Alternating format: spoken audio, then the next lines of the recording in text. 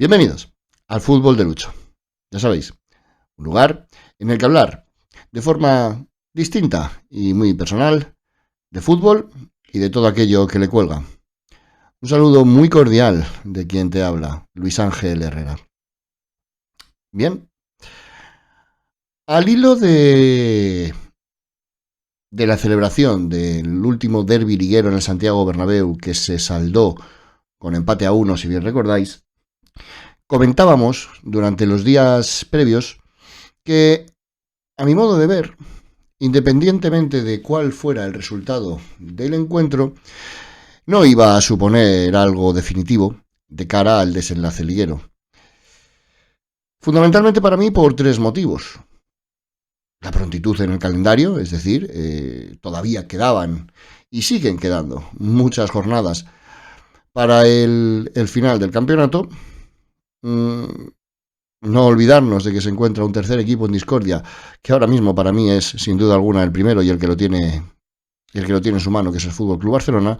Pero sobre todo comentábamos aquello, ya que personalmente consideraba que el Real Madrid y el Atlético de Madrid no son precisamente equipos fiables y que iban a continuar pinchando en las jornadas sucesivas que quedan hasta el final de temporada. Pues bien, si la semana pasada fue el conjunto blanco quien pinchó en el Benito Villamarín frente al Betis, esta semana ha sido el Atlético de Madrid el que ha decidido dar una de arena a su afición, saliendo derrotado por 2-1 del Coliseum Alfonso Pérez de Getafe. No solamente en España, con los equipos que tienen competición europea esta semana. Mañana comienza de nuevo la ronda de octavos de final en lo que se refiere a los encuentros de vuelta de las tres competiciones. Como digo, no solo en España se ha visto cierto miedo a competir, o se ha visto que los jugadores tenían la mente en otro lugar, ya que esto también parece que está sucediendo en otros lugares de Europa, con los equipos que se encuentran inmersos en las competiciones europeas. Por ejemplo, en Alemania, ni Borussia Dortmund, ni Bayer Leverkusen, ni Bayern Múnich han sido capaces de saldar con triunfo sus encuentros. ¿Qué decir del Atlético de Madrid, que acabamos de comentar y que hablaremos en los próximos minutos? Y bueno, equipos como el Inter de Milán o el Liverpool, que jugaban frente a rivales teóricamente muy inferiores, sufrieron verdaderamente para sacar adelante sus partidos. Otros equipos, como puede ser el caso del Paris Saint-Germain o como puede ser el caso del Brujas, sacaron sus encuentros con relativa facilidad. Quiero hacer un inciso. En el caso del Brujas, se celebraba el derbi de Brujas frente al círculo de Brujas, y tuvimos otra magnífica actuación de Ferran Jutgla, que contribuyó con 2 goles al triunfo final del Brujas por 1-3 frente al Círculo. Si bien este último estaba realizando hasta esta semana, hasta los partidos de ida, una bastante buena campaña en Europa, en la competición doméstica el Círculo de Brujas se encuentra en descenso, en posiciones de descenso. Como digo, sí que parece que hay cierto miedo a meter un poquito el pie de cara a lo que nos jugamos esta semana, y sobre todo las cabezas están desde luego en otro lugar y no en el partido que se está disputando. Muchos podrán decir, presidentes, jugadores, entrenadores, que hay una auténtica avalancha de partidos en el calendario, que hay un verdadero despropósito, como puede ser visto con las lesiones que están teniendo muchos jugadores, en muchos casos musculares debido al exceso de partidos, y que por eso pues es muy difícil mantener el nivel competitivo. Bueno, las nóminas no se pagan solas, ni los fichajes tampoco. Y para que los clubes sean ciertamente solventes, que en muchos casos ni siquiera lo son, Son necesarios mundialitos, son necesarios amistosos en el culo del mundo y son necesarias giras sin ningún tipo de sentido a principios de temporada. Parafraseando al bueno de Bordalás, esto es fútbol moderno, papá. Y me sirve esta pequeña introducción en la que hemos nombrado al técnico valenciano para nombrarle y elogiar el encuentro, el partido que disputó el pasado domingo, ayer, frente al Atlético de Madrid y que, como decíamos al principio del vídeo, se saldó con la victoria final para el equipo getafense por 2-1. Y mira que al Atlético de Madrid nos regalaron un penalti a mi modo de ver. Parece ser que según circulares, según notas, según interpretaciones, esa mano es mano, punible dentro del área y por lo tanto castigable con el lanzamiento de ese punto de penalti. Pero para mí personalmente esa acción nunca es penalti. Y nos encontramos con ya avanzado el segundo tiempo con un resultado a favor merced a la transformación del mencionado penalti una vez más por parte de Alexander Sørloth. A pesar de ello, y también hay que decir que el Atlético de Madrid puso bastante de su parte, y con la colaboración necesaria de Angelito Correa, que realizó una acción total y absolutamente injustificada, tanto desde el punto de vista de la entrada que realiza en el centro del campo sin ningún tipo de necesidad ni peligro, como a su reacción posterior, insultando gravemente al árbitro y que le va a suponer, con toda seguridad, un buen castigo que le va a tener apartadas varias jornadas, ya no solo del tramo importante del campeonato liguero, sino del encuentro de vuelta frente al FC Barcelona en las semifinales de la Copa del Rey. Como digo, a pesar de esa colaboración del Atlético de Madrid, el Getafe, desde luego que tuvo su mérito para derrotar al conjunto rojiblanco. Y es que lo que está realizando Bordalás año tras año en el Getafe, y este año no es una excepción, es verdaderamente meritorio. Con una plantilla de retales, puesto que su presidente parece más preocupado en satisfacer las necesidades del amo de Concha Espina, como digo, con una plantilla prácticamente de retales. No voy a decir de despojos, porque no sería respetuoso para los jugadores del Getafe, pero con una plantilla que es lo que es, está compitiendo verdaderamente para salvar la categoría y complicando la vida a todo aquel que se enfrenta contra ellos. Que se lo pregunten al Atlético de Madrid. Sabe a lo que juega. Lo tiene muy claro. Sabe de lo que dispone. Y no cambia su idea con independencia de a quién se enfrente. Sabe muy bien lo que tiene que hacer.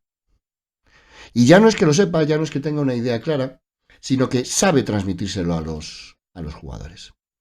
Y eso es importante. Tú puedes tener una idea muy clara de lo que quieres hacer en un terreno de juego, de lo que quieres que tus jugadores hagan sobre el césped. Pero si no lo sabes transmitir, si no les sabes mentalizar a los jugadores, si no les sabes meter en la cabeza que eso es lo que tienen que hacer y que eso es lo mejor para el colectivo, para el conjunto, estás perdido. Y desde luego que Bordalás sabe hacerlo. Y para mí es verdaderamente admirable. Como digo, con una plantilla de retales. Con una plantilla con la que es verdaderamente difícil, ya no digo el mantener la categoría, sino simplemente competir. Un equipo de autor, para mí, que es el perfecto reflejo de su entrenador, y solamente tienes que ver la actitud de los jugadores. Un jugador como Arambarri, ¿quién no querría un jugador con esa entrega, con esa actitud en su equipo? Ya no estoy hablando de táctica, de clase, de técnica, no. Estamos hablando de mucho más. Estamos hablando de mentalizar a un grupo. Y eso Bordalás año tras año lo consigue hacer. Luego están los panenquitas los que defienden las plantillas hechas a golpe de talonario, los que ponen en el púlpito y en el trono a aquellos que tienen un cheque en blanco para poder competir, pues todos estos te dicen que es el antifútbol. Todos estos te dicen que no es un fútbol vistoso. Todos estos te dicen que utiliza otro tipo de armas o un fútbol tramposo. No, señor. Utiliza lo que sabe que tiene que utilizar. Juega como sabe que tiene que jugar. Y en el fútbol consiste en ganar. Hay muchos caminos para llegar a ese triunfo. Si solamente hubiera uno, el de los defensores del fútbol bonito y de las plantillas con cheque en blanco, hechas a golpe de talonario, no sería necesario disputar ni Liga, ni Copa, ni Champions. Ganarían siempre los mismos. Pero como entrenadores como Bordalás muerden el tobillo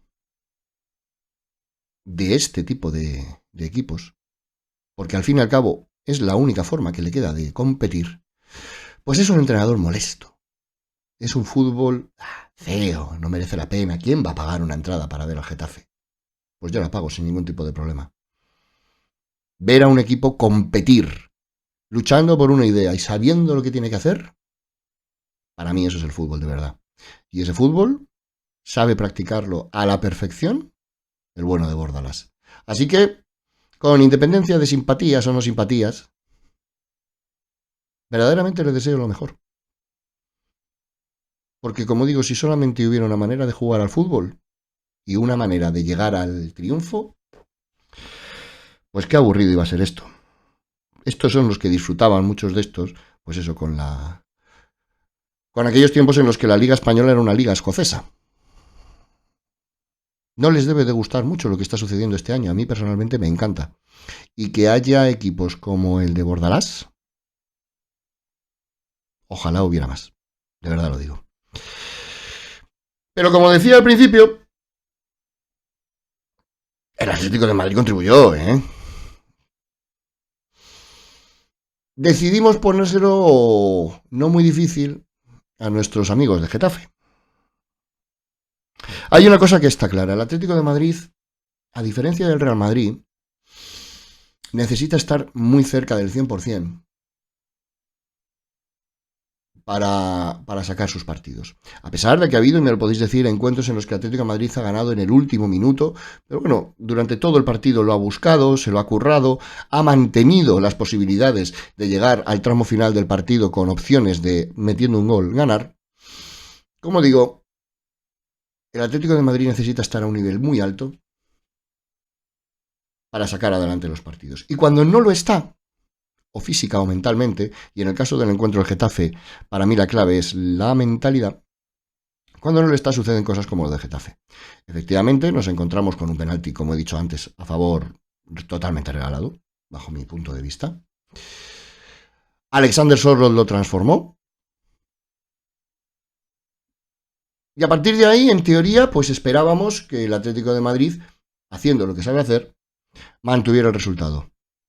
Pero cuando no se está con la cabeza donde se tiene que estar, pues pasan cosas como lo que hizo Angelito Correa, que de verdad a mí me encantaría que me pudiera explicar a qué obedece. En primer lugar, una falta sin ningún tipo de necesidad. Una entrada peligrosísima a un balón que no tenía ningún tipo de peligro para el Atlético de Madrid y que además puede lesionar a un jugador. Se salta con una roja directa que para mí es justa. Pero además de eso, Angelito Correa decidió dar un órdago a la grande y dirigió todo tipo de improperios que en directo lo pudimos ver a través de televisión contra el colegiado. Obviamente, el colegiado lo ha reflejado en el acta y veremos cuál es la sanción para Angelito Correa. Pero llamar hijo de las mil putas a un colegiado, teniéndole al lado, no demuestra tener mucha inteligencia. Y Angelito Correa no es una persona que se caracterizara precisamente por estas salidas de tono o por estos cortes en el cable. Y ya no solo es que dejó al equipo con 10, la falta, a consecuencia de esa falta vino el empate a 1, el equipo estaba totalmente perdido, el Getafe continuó, se lo creyó, olió sangre y finalmente consiguió la victoria. Pero como digo, ya no es solo eso, que siendo grave, Angelito Correa es un revulsivo desde el banquillo, que el Atlético de Madrid va a perder durante bastantes jornadas si se le aplica el reglamento, e incluso puede llegar a perderse la semifinal, el encuentro de vuelta de la semifinal frente al FC Barcelona en el Estadio Metropolitano. Fijaros la gracia. Pero es que ya no solo Angelito Correa, sino todos los jugadores, o una gran mayoría de los jugadores, que salieron el domingo al césped del Alfonso Pérez, tenían la cabeza en otro lugar. La bajada de revoluciones, el desgaste mental, también físico, del encuentro de ida en el Bernabéu y estar pensando en el encuentro de vuelta de pasado mañana, obviamente es lógico que les tenga más o menos saturados o con la mente ocupada, pero sois profesionales. A mí no me vale que me vendan el rollo del partido a partido cuando luego no es realidad, por lo menos para varios o bastantes de los jugadores que salieron al césped el pasado domingo. Estamos en un tramo verdaderamente complicado. Sabemos que este mes que el Atlético de Madrid afronta desde mediados de marzo es verdaderamente difícil, pero es ahí donde queremos estar. ¿O acaso los jugadores prefieren llegar al mes de febrero sin jugarse absolutamente nada? Más que la honrilla y la tercera plaza. No. Los aficionados queremos eso. Estar en disposición de competir por las tres competiciones, valga la redundancia. Y eso exige tener fortaleza mental.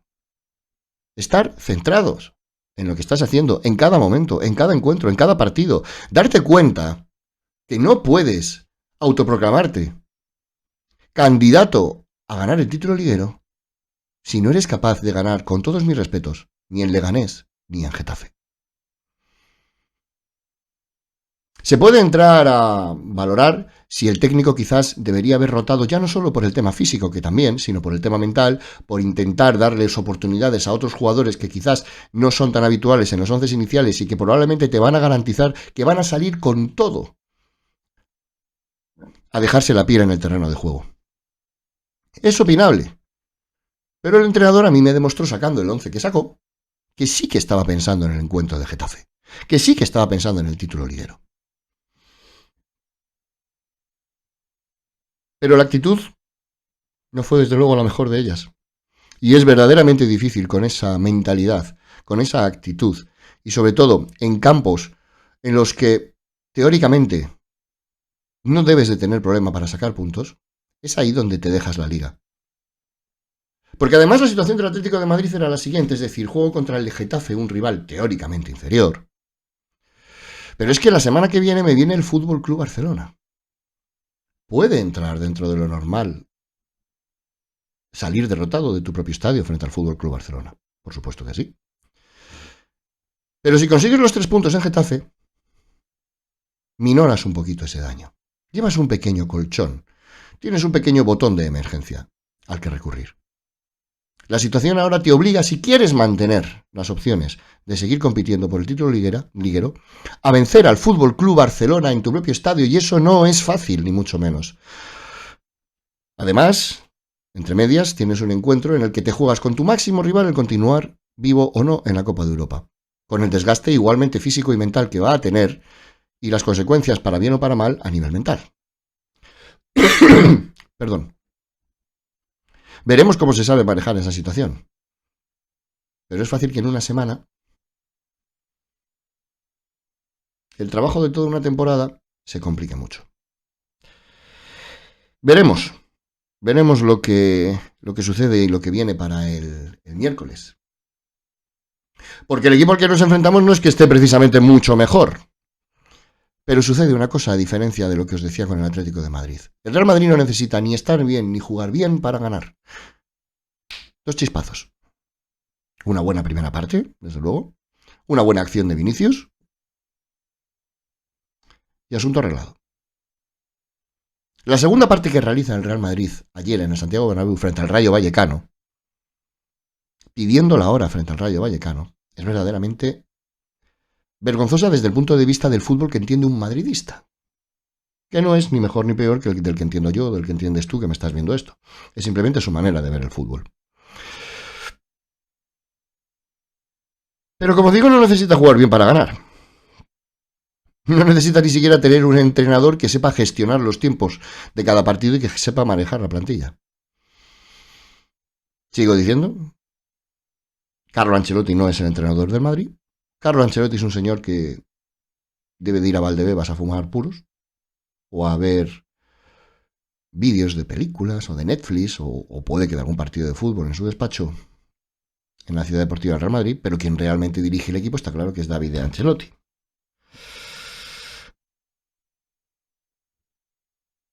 Como digo, basta con ver el encuentro para ver que no sabe gestionar los tiempos, no sabe gestionar los cambios, no sabe gestionar los momentos, y eso le lleva a que el Real Madrid no sepa exactamente a qué juega. De acuerdo, pero gana los partidos. Y se va a plantar en el Metropolitano con una ventaja de 2-1, en un ambiente verdaderamente que va a ser hostil. Pero estamos hablando de profesionales, no creo que a Kylian Mbappé le vaya eso a impresionar mucho, por poner un ejemplo. Recupera a Jude Bellingham, recupera, entre comillas, a Vinicius y Mbappé, que no jugaron en el partido de ida a pesar de que fueron alineados. Y bueno, pues quizás alguna de las dudas que la parroquia madridista o que cualquier aficionado pueda tener es que quiénes serán los acompañantes de Tchouaméni en el medio. Está claro que Valverde jugará en el lateral, personalmente sí lo creo. Obviamente Bellingham vuelve a poder disputar el partido y va a estar en su posición. La única duda que queda es si quizás Brahim, si quizás Camavinga. Personalmente descarto a Modric, ya que jugó los 90 minutos ayer en el partido liguero frente al Rayo, y yo me decanto que quizás sea por Camavinga, a pesar de que no realizó el mejor de los partidos en la ida frente al Atlético de Madrid y que no está realizando precisamente la mejor de sus temporadas, lesiones aparte. Pero bueno, veremos lo que nos espera. En el Atlético de Madrid, personalmente, como titulares que intuyo que pueden salir, me sobran dos nombres. Pero insisto, esto es una opinión totalmente personal. Puede que salgan y que hagan el partido de sus vidas y ojalá sea así. Y son Javi Galán y Pablo Barrios. Y lo argumento. Argumento el por qué digo esto. Basta con ver el encuentro frente al FC Barcelona en la Copa del Rey o el encuentro frente al Real Madrid en la ida de octavos de Champions para ver que Javi Galán no es que le vengan grandes estos partidos, es que lo que tiene enfrente es demasiado para él. Necesita, como vimos cuando comentamos el postpartido del derbi, necesita siempre una ayuda y en ocasiones dos. Y corres el riesgo, además de que en este caso Rodrigo haga lo que quiera con él, corres el riesgo de cargarte pronto de tarjetas. Y el Real Madrid no se va a encerrar. El Real Madrid tendrá sus ocasiones, tendrá sus momentos durante el partido. Todos sabemos que durante un partido hay muchos partidos. El Real Madrid tendrá sus momentos y tendrá sus aluviones. Y si te cargas con tarjetas en la defensa, no es buena idea para frenar esos aluviones.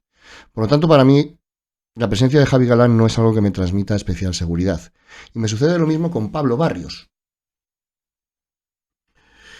A Pablo Barrios en este caso sí que veo que estos partidos le vienen grandes y no está preparado todavía para ellos.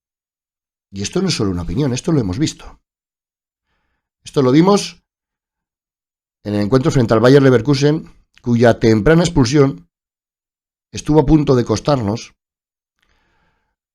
la clasificación entre los 8 primeros y librarnos de jugar la eliminatoria previa. Lo vimos también con una misma acción, sin ningún tipo de sentido, frente al Celta de Vigo en Liga, quedándonos en el minuto 4 con 10 jugadores, lo que contribuyó enormemente a dejar volar 2 puntos vitales en esta lucha por el campeonato liguero. Y el tipo de partido que se plantea mañana, el tipo de partido que el Atlético de Madrid, tanto entrenador, jugadores, aficionados, vamos a plantear para mañana, no es un partido en el que puedas tener precisamente la mente fría. Va a ser un partido caliente, un partido disputado, cada balón. No estoy diciendo que vaya a ser un buen partido, estoy diciendo que va a ser un encuentro verdaderamente disputado, a cuchillo. Porque así es como lo tiene que plantear el Atlético de Madrid si verdaderamente quiere eliminar al Real Madrid. Y tú no te puedes permitir otra ida de olla como la que sucedió contra el Bayer Leverkusen o como la que sucedió contra el Celta. Y eso el equipo rival lo sabe. Y en el equipo rival hay verdaderos expertos en provocar. Verdaderos expertos en conseguir hacer sacar de quicio al rival. Y Pablo Barrios todavía no tiene esa madurez para afrontar y enfrentar ese tipo de situaciones en un encuentro así. La tendrá, ojalá. Y ojalá la adquiera en el Atlético de Madrid. Pero personalmente creo que para mañana no está preparado. Así que esos son los dos nombres que más miedo me dan en el Atlético de Madrid. ¿En el Real Madrid? Pues bueno, cualquiera. Miedo no. Todo el respeto. Como no te va a dar respeto ver a Kylian Mbappé cogiendo el balón en el centro del campo y encarando a cualquier defensor. Como no te va a dar miedo o respeto incluso el propio Vinicius si le da por hacer de las suyas, o mucho más incluso, al menos personalmente, Rodrigo. Como no te va a dar respeto Fede Valverde, que te puede desatascar un partido con un pepinazo de los que pega. Por supuesto que sí. ¿Se puede conseguir? Se puede conseguir, pero es verdaderamente difícil. Dado sobre todo que has estado defendiendo en el partido de ida un resultado que no es que precisamente fuera positivo. Pero también digo una cosa, si hay un equipo que puede hacer frente y eliminar y desquiciar a este Real Madrid, ese es el Atleti. El Atleti del Simeone. El Atleti de De Paul. El Atleti de Antoine Griezmann. Porque es ahí donde lo quiero ver. En la que, desde luego, no está siendo su mejor temporada. El Atleti de Joséma Jiménez. El Atleti de Marcos Llorente. Lo puede hacer. Ojalá lo consiga. Pero yo lo que sí que pido es competir. Luchar con todo. Jugadores y entrenador. Darlo todo. Y si el rival es mejor y te gana, no te queda otra que resignarte y a pensar en el siguiente partido. Pero que no me eliminen por fallos míos o por miedo mío. Eso es lo único que pido. Y creo que es lo único que pedimos los atléticos. Se trata del partido del año para nosotros. Y de momento para el Real Madrid también. No pensemos, no caigamos en que ellos, tampoco están pensando tanto en nosotros, tampoco les suponemos nosotros tanto miedo, tanto... No, sí, están preocupados. Y mucho, claro que sí. Pero precisamente porque saben que somos uno de esos pocos equipos que le pueden complicar la vida de verdad. Así que vayamos a demostrar lo que es lo que toca. Y luego que pase lo que tenga que pasar. Pero yo solo pido eso. Competir y dejarte todo. Tanto el jugador como el entrenador. Porque la entrega del aficionado, con ella, desde luego, pueden contar. Y bueno, sí quería mencionar, antes de terminar, pues un apunte de fútbol un poquito, no voy a decir exótico porque es en Europa, pero sí que creo que vais a agradecer el comentaros esta referencia. Ya dije, soy un auténtico y verdadero zote tecnológico. Juro por mi conciencia y honor que estoy poniendo todos los medios necesarios a mi alcance para revertir esta situación. Digo esto porque me encantaría el poder colgaros el vídeo del encuentro que se disputó, uno de los derbis más desconocidos pero más calientes del panorama europeo, que es el derbi de Nicosia en Chipre, entre el Apoel y el Omonia Nicosia. Reconozco que el Apoel de Nicosia es uno de esos equipos por los que tengo bastante simpatía. Ya os iré diciendo porque no es el único, son varios más. Rapid de Viena, Ferencváros, Hajduk Split, Dinamo Dresde, por supuesto Club de Fútbol Pozuelo. Pero bueno, sí que os voy a dejar la descripción en la descripción del vídeo o en comentarios, os voy a poner un enlace, si soy capaz, para que veáis el que para mí es uno de los goles de momento de la jornada, desde luego. Y puede que de la temporada. Y es el derbi se saldó con la victoria del Apoel por 2-1 frente al que es su gran rival, como digo, el Omonia. Pero Max Mayer fue el autor del primer gol, centrocampista alemán de la cantera del Schalke 04, que está en su primera temporada en el Apoel, procedente creo que del Lucerna suizo, donde realizó grandes números, pero en el Apoel no está encontrando su sitio.